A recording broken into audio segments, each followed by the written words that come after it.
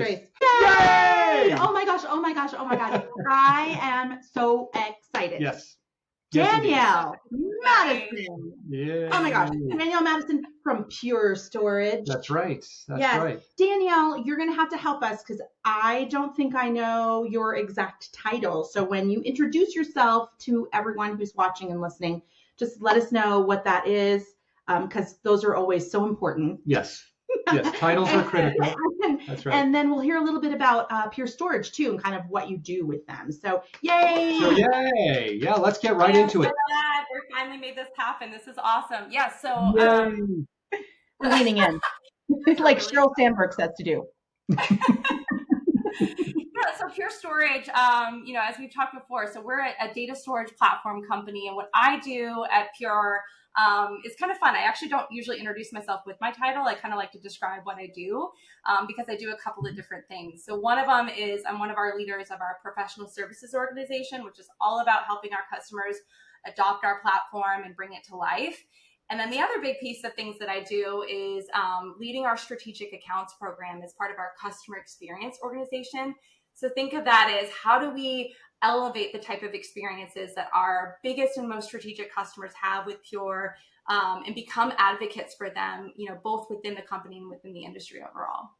Danielle, how did you get into the technology space to begin with? Are you an engineer by trade? Kind of walk us through at all. how you got there. Not at all. Not even a little bit. No. It's funny because one of the stories I definitely think we'll tap into is kind of my background when I came out of college and feeling this feeling of, oh my gosh, what do I do now? And not feeling like I knew what my path was going to be. So mine was a bit unique. I'm in a unique subculture in the US. I am a military spouse. So my husband's active duty, which means that we move every couple of years, which in many cases for military spouses is a really hard thing to navigate as you're building and growing your career, especially, 15 years ago when I started this journey where remote work, really wasn't an option for a lot of people. So yeah. We had a duty station in Tampa, Florida, and I was actually sitting next to an individual at church, and we were just kind of conversing about life. And I had mentioned that I'd been unemployed. So this was like 2009 when a lot of us were unemployed and couldn't find work. And I was fresh out of, grad school. And he said, I think I've got this company that I work at that might have an opportunity. And so long story short, that was a tech company that supported letting me work remotely, like in 2012, before it was a thing. So fast forward, I've been in technology ever since, and it's been a really fun journey to kind of work in different spaces in technology, and now being in the storage space and understanding how all these things interconnect, and still working within the same kind of customer set in IT and information security, and having some of that background has made it really easy and exciting to pivot to different spaces in the technology and think about the different care abouts for customers in those different pieces of the stack. So it's not an engineer by trade by any means, but I think one of the things the skill sets that I bring is understanding what these customers actually care about and how to translate what it is that our technology can do and our services can do to help them achieve those outcomes. That is a great transition into kind of a question that I have for you. And, just hit the nail on the head, being that bridge, right, between the client and the services and products within your organization it's a skill. It's a special skill. And, we know that we've both been involved on the client side, both in technology and in key account management. And so we have that understanding, and the business that we're in and the work that we do and how passionate we are about high performing teams. So when you think about strategic accounts and the folks that are kind of on point to be working with their colleagues and then working externally with those clients, what do you think is missing in that field of dealing with clients, dealing with colleagues? What is that soft skill or power skill that is people just really, really need to have, and maybe you're not seeing as much of that or you haven't in the past? And how does it manifest itself? Yeah, exactly. Yeah, that's a great question. So I think, there's a couple of different things I could comment, but the first one that comes to mind, I wouldn't say that it's uniformly missing, but it's one skill that I see when this skill isn't present, you really are challenged in kind of going on that journey with your customer. It's not my term, but the term is intellectual humility. It's borrowed from Adam Grant. If you know Adam Grant, he's an organizational psychologist at Wharton, big fan. And I am fascinated by this skill set. And the whole concept is being so curious that you actually drive towards conversations that are have friction embedded in them, that are often conflicting in nature, meaning you're seeking out conversations with people that don't see the world the way that you do, and trying to really get to the root of understanding why that is, and perhaps absorbing some of that knowledge from them. So I think that kind of speaks to, some terms that are common in this space, which are like customer intimacy and active listening and all those types of things. I think if you really take that to the next level and have that layer of humility, that I don't know it all, I don't have all the answers, and I have to be so obsessive about seeking out, really understanding what our customers care about and what their world looks like day to day. And that's different at different parts of an organization.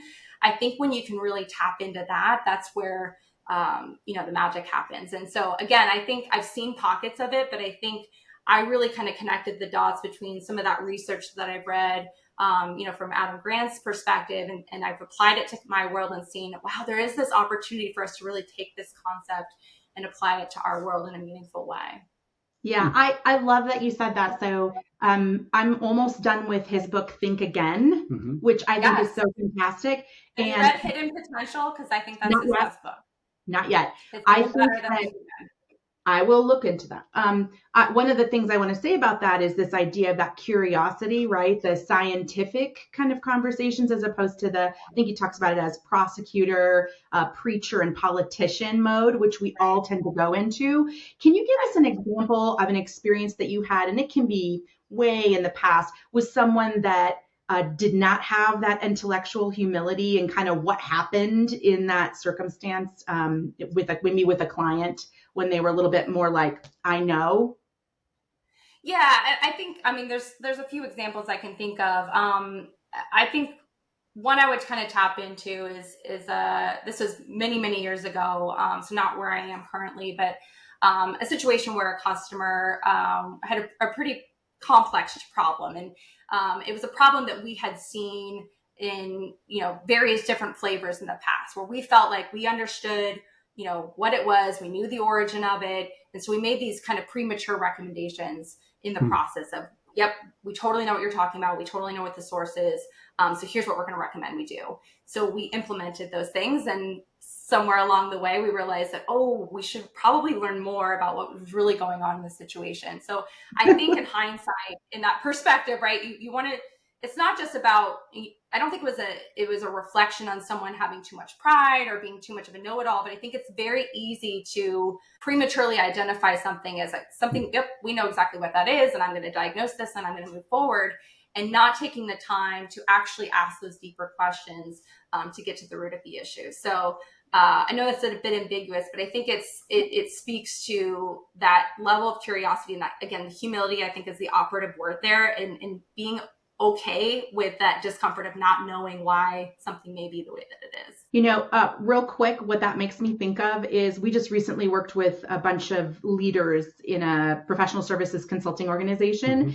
And one of the things they talk about is if you just shut the conversation down, like, I know, yep, I got it, moving on, you miss the opportunity to potentially even upsell, cross-sell other products based on the conversation that you have. You have no idea what they're about to say. Well, and what, having grown up in the professional services space, right, coming out of management consulting and doing that work, you're expected to have the answer, right? So perhaps you've seen this in, with folks in professional services where they're like, I'm the expert, therefore I'm going to tell you exactly what's supposed to happen. Where that sounds like you. Hey, I'm kidding. Wow, not really. Wow, this is now an awkward marital We're all good. conversation. We've got therapy at 4. What? No.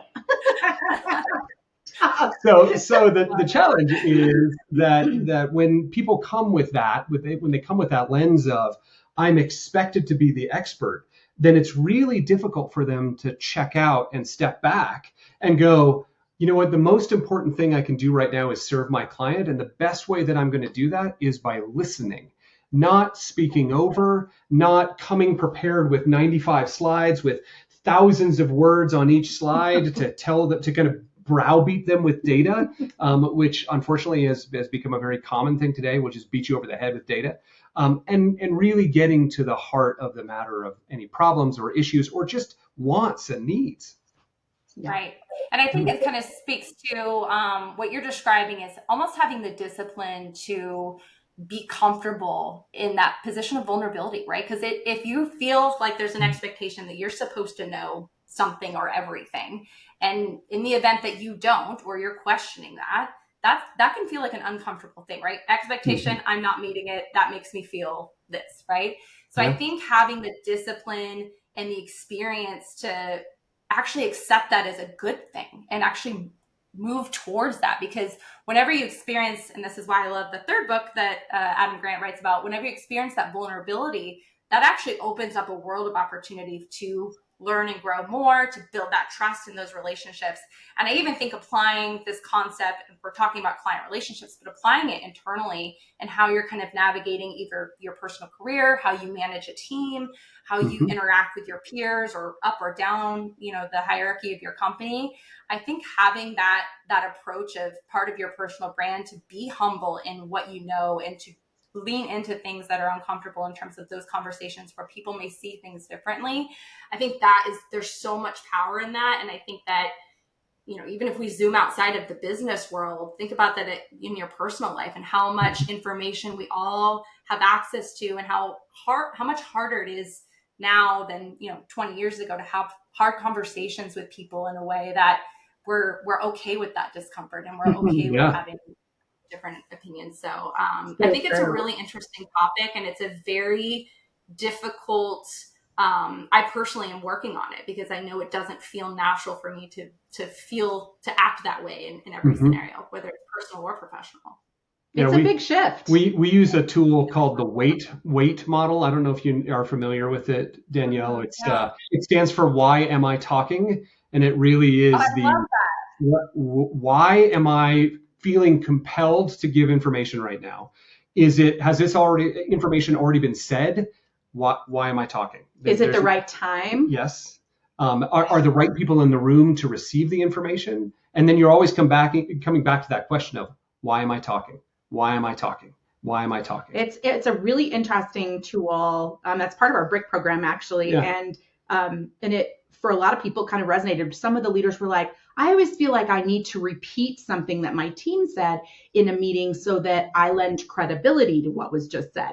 And we were all talking about that. And we said, well, it's interesting. Why do you feel that you need to do that as a leader as opposed to letting it ride? You can also say something like, yep, that sounds good, or I agree, rather than repeating everything that was said, or even more than that. So we just have these needs and this impetus to like speak. Not everyone. I don't know what you're talking about. I do. Wait, she's still talking. Did you notice she's still talking? All right, next question. I have another question. Okay. Time to ask you question, Gail. Yes. You know that you've seen a couple. I'm just going right over that. You know that you've seen a couple of these Trailblazer podcasts, and so we're going to ask you what is the best piece of advice you've ever been given, and we would love for you to tell it. Just tell the story of like when it came up, who was involved. You don't have to give names if that's uncomfortable. Just give us the gist of kind of the evolution of the great piece of advice. Why was it given? Yeah, there you go. Yes. And why is it so I kind of alluded to it at the beginning, a very precise moment in time with one individual. So I just graduated undergrad, and I went to a school where the majority of graduates were either engineers or nurses. So very clear career paths, right? I'm going to go do this, or I'm going to do that. And I was not either of those things. So I studied, I don't even remember anymore, organizational communication and Spanish. So what am I supposed to do with that? And I remember feeling, right after graduation, like, oh gosh, now what do I do? Also it was like 2009. It was a really hard time to figure out the world. So I had reached out to one of my favorite professors at University of Portland. And if he's watching this, maybe he'll remember this moment. Maybe he won't. And I remember him sitting down, and I distinctly remember, so I described this to him, this crisis I was having where I didn't know what my destiny was. I didn't know what to do with myself, and feeling like feeling like I didn't have a skill set that I could articulate. That was really what I felt. And so I didn't know how to navigate that. And he had this look on his face, almost like, yeah, I've had this conversation with many people like you before. So he was very confident in the moment. And he talked me through, the skill set that I had, process degree, I critical thinking skills, all the power skills that at the time I think we called soft skills, which didn't have the weight that they deserve. And he said something to me to the effect of, don't wait, just do. Don't sit around and hem and haw about, doing this perfectly or having all the things that you think you need to be able to do X, Y, and Z. Don't wait, just do. And I have held on to that in my personal life, in my professional life. Sometimes when I catch myself like hesitating and overthinking a decision or being worried about the risk about the decision I'm about to make, I pull back to that moment and think, don't think, just do. So that's something that's really stuck with me. And one more thing, I'm not going to try to be teacher's pet here, but I will have to confess that yes, and is one of those other things that I distinctly remember the first time that I met you guys, 2018. And I sat in your session and I was blown away. I thought your perspective, the combination of both the science, Bruce, and what you presented in terms of the way our brain works and cognitive function, and then Gail, talking about, all of the different techniques that you've employed with improv over the years and how that all kind of meshes together and has value. I use yes and with my team all of the time. If they're watching this, they'll be like, yes, she does. Because it's such an important thing to think about. And whenever we come up to these situations where it's really hard to move forward, and it feels like you have this impulse to say no, it's been a game changer. So thank you for that. That's definitely something that I use all the time. Wow. You didn't see that one coming, huh? Okay. We're excited. I'm blushing. I'm blushing. Bruce is blushing. Yeah. You're welcome.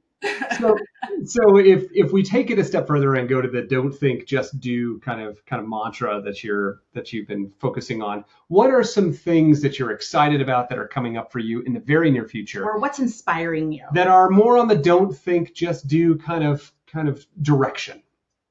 What's making you happy? I mean, I think what makes me happy. Or what's inspiring you? Yeah, I think so. One of the things that I'm actually taking a course right now about executive presence and influence. It's a really fascinating topic on how to mobilize teams and how to think through the way that teams respond to someone guiding them. And so it's a pretty cool concept that I don't necessarily think that I have the don't wait, just do kind of perspective in that regard, but it's something that I'm engaged on right now that I really enjoy. And I think for me, I'm still relatively new at Pure Storage. I've been here a year and a half.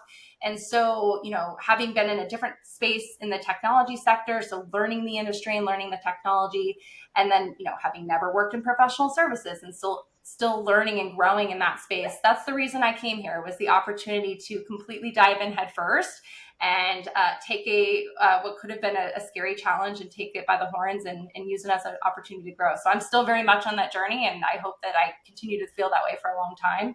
But it's something that makes me really excited about what I do every day.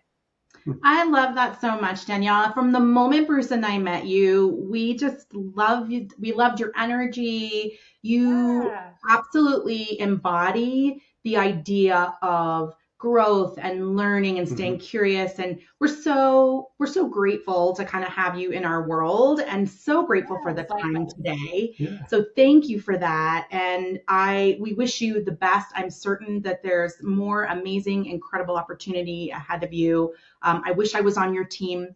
You're pretty awesome. Yeah. So thank you. Thank you for being with us today. Thank you for your time, Danielle. It's been a pleasure. All right. We'll talk to you soon. Thank you.